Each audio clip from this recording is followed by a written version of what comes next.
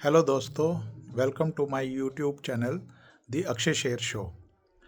दोस्तों, आज हम बात करेंगे पाकिस्तान के बारे में। एक्चुअली जिस स्टेट में मैं रहता हूँ, जम्मू एंड कश्मीर, हमारे नज़दीक में जो बॉर्डर पड़ता है वो पाकिस्तान का पड़ता है। और चूँकि मैं जम्मू से बिलोंग करता हूँ और मेरा जो घर है वो अराउंड अबाउट 25 किलोमीटर्स पाकिस्तान के बॉर्डर से दूर है। तो हम लोग हमेशा कंसर्न रहते हैं पाकिस्तान की वजह से, due to their ill design towards India. जब से पाकिस्तान क्रिएट हुआ है, उन्होंने हमेशा इंडिया में ट्रबल ही करा है। और सबसे पहले उन्होंने जब ट्रबल शुरू किया, उन्होंने J&K से ही शुरू किया। सबसे पहला ट्रबल जब शुरू हुआ, जब पाकिस्तान एक देश बना और इंडिया भी एक देश बन चुका था, उसके बाद ही पाकिस्तान ने अपने इंटेंशंस ये दिखाने शुरू किए थे कि वो हमारी टेरिटरी फर्दर कैप्चर करना चाहता है या उसमें इंटरेस्ट रखता है। तो उन्होंने 47 के आज़ादी के बाद, वो भी आज़ाद हुए, हम भी आज़ाद हुए, तो उन्होंने तब से ही यहाँ पे ट्रबल करना शुरू कर दिया। शुरुआत कबाली रेड वगैरह जो था, जो ट्राइबल इन्वेजन था 47 में थ्रू कश्मीर, वो वहाँ से आप स्टार्ट कीजिए टिल डेट। उन्होंने हमेशा इंडिया को एक किस्म का ट्रबल में ही रखने का कोशिश करा। अब समाधान तो गवर्नमेंट ऑफ इंडिया के पास होगा, बड़े बड़े थिंक टैंक हैं। हम तो एक मामूली से हम कॉमन पीपल हैं, हम लोगों में इतना ज्ञान नहीं होता, इतना क्या बोलते हैं, सिक्योरिटी के रिलेटेड हमारे पास इतना ज्ञान नहीं होता है। तो लेकिन फिर भी मेरा एक मानना है कि जब तक ये पाकिस्तान एग्जिस्ट करता है, तब तक हम लोग यहाँ पे चैन से नहीं रह पाएंगे। पाकिस्तान देखिए, यहाँ की जो एक तो यहाँ पे घुसपैठ कराता है, ठीक है, ड्रग्स भिजवाता है। यहाँ के जो यहाँ का डेमोग्राफी है उसका फ़ायदा उठाता है कम्युनल लाइंस पे। तो जो भी फॉल्ट लाइंस होते हैं हमारी सोसाइटी, उसका फ़ायदा उठाता है। वो हर मुमकिन कोशिश करता है कि इंडिया जो है कि ट्रबल रहे। हालांकि आजकल वो खुद बहुत ही ज़्यादा ट्रबल में है, तो हमको इसका फ़ायदा उठाना चाहिए। पाकिस्तान जो है, जब तक वो एग्जिस्ट करता है मैप पे और हमारे साथ में, तब तक हमारे लिए बहुत परेशानी है, बहुत ही प्रॉब्लम है। क्योंकि वहाँ के जो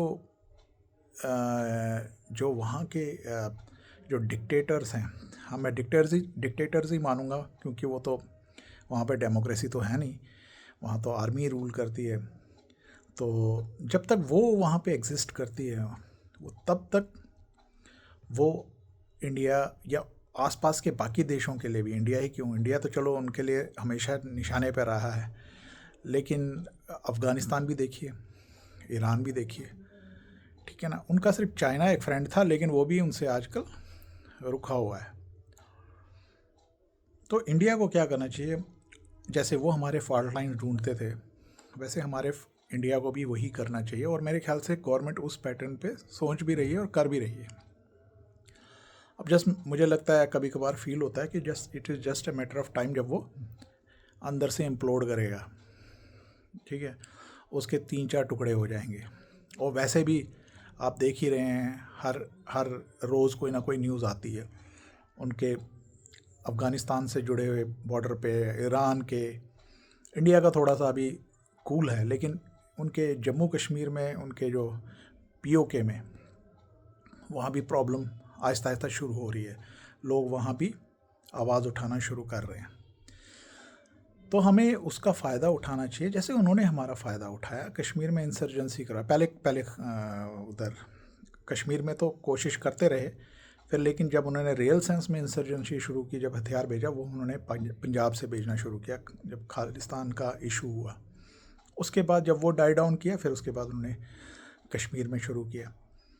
तो वो तो कोशिश करता रहेगा हमेशा, लेकिन हम कितना सचेत रह पाएंगे। यानी कि हमको 100 बारी सचेत रहना पड़ेगा, उनको एक बारी एक बारी सक्सेस उनको चाहिए, तो वो यहाँ पे वो तबाही मचाएंगे।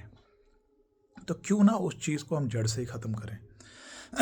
उनकी आर्मी, उनके देश को डिसइंटीग्रेट करें। उससे क्या होगा डिसइंटीग्रेशन से, कि जब वो एग्जिस्ट ही नहीं करेंगे मैप पे, जब उनकी ताकत नहीं उस लेवल की रहेगी, तो फिर वो क्या इंडिया को फिर तबाह करने की सोचेंगे। मैं उन पे कब्ज़ा करने की बात नहीं करता हूँ, उनको डिसइंटीग्रेट करके, उनके 3-4 टुकड़े करके, उनको जो भी उधर रूल करना चाहे उन पर्टिकुलर रीजन्स में वो करे। हाँ, पीओके ज़रूर हमारे साथ होना चाहिए, क्योंकि ये पार्लियामेंट का एक रेजोल्यूशन है पीओके हमारे साथ करने का। उससे क्या होगा कि जो उनके जो कुछ सिंपैथाइजर्स हमारे इंडिया में हैं, उनको भी पता लगेगा भैया कि ये अब देश एग्जिस्ट नहीं करता है, अब हमको इसके साथ कोई फ़ायदा नहीं मिलने वाला है, इनके साथ बात, मतलब इनकी बात करते हुए, क्योंकि डिसइंटीग्रेट हो गया होगा पाकिस्तान होगा ही नक्शे पे, उनके 4 टुकड़े बन चुके होंगे, देश बन चुके होंगे। इवन मैं कहता हूँ लाहौर को भी कैप्चर करना चाहिए, क्योंकि वहाँ पे हमारा जो गुरुद्वारा है, तो वो तो हमारा ही है, वो तो हमारे देश का है, हमारे संस्कृति से मिलता है वो, तो वो उस पर भी कब्ज़ा होना चाहिए। तो ये चीज़ मैं कब से सोच रहा था कि इंडियन गवर्नमेंट को ये करना चाहिए। हमें पिछले जब भी मैच्योर हुआ, मैं तब से ये सोच रहा था कि पाकिस्तान एग्जिस्ट क्यों करता है, फॉर व्हाट रीज़न। क्रिकेट के सिवाय उनके पास था क्या? पहले कुछ रहा होगा, पहले वो एग्रीकल्चर में होगा, पहले वो बहुत कुछ होगा, लेकिन आज की डेट में क्या है उधर? वो क्रिकेट भी उनका गया गुजरा ही है।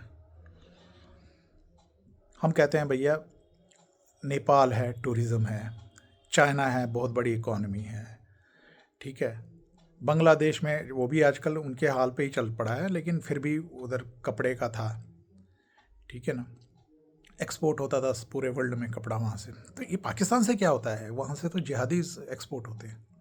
इवन अफ़गानिस्तान उनसे तंग आ चुका है।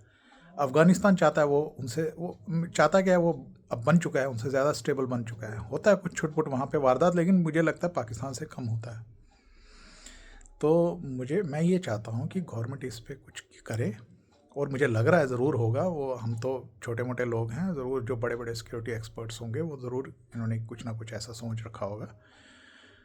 तो मैं चाहता हूँ कि इनका एक हाल जो है बुरा करें, क्योंकि वो जब तक ज़िंदा रहेगा, देखिए मेरे JNK में सिक्योरिटी सिचुएशन जो है अभी ठीक है, लेकिन यहाँ पे कभी कभार वारदात होते रहते हैं। क्यों? मैंने कहा ना, हम तो 10 बारी सचेत रहेंगे, लेकिन उनको एक बारी चांस चाहिए, वही हो जाता है। कितना सचेत रहेंगे, कितनी सिक्योरिटी। अब ये जियोग्राफिकली एक टाइम ये 4th की 5th लार्जेस्ट स्टेट था इंडिया का। वो अब चलो, अब लद्दाख थोड़ा अलग हो गया हमसे, उस वजह से थोड़ा छोटा हो गया, लेकिन फिर भी बहुत बड़ा स्टेट है। तो इसलिए मैं चाहता हूँ कि गवर्नमेंट कुछ करे, और गवर्नमेंट इस लाइन पे सोचे कि जब तक ये पाकिस्तान है ज़िंदा नक्शे पे, तब तक हमारे लिए बहुत बड़ा इशू है।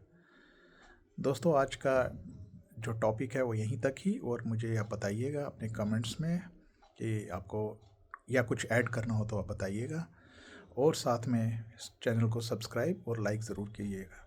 Thank you very much.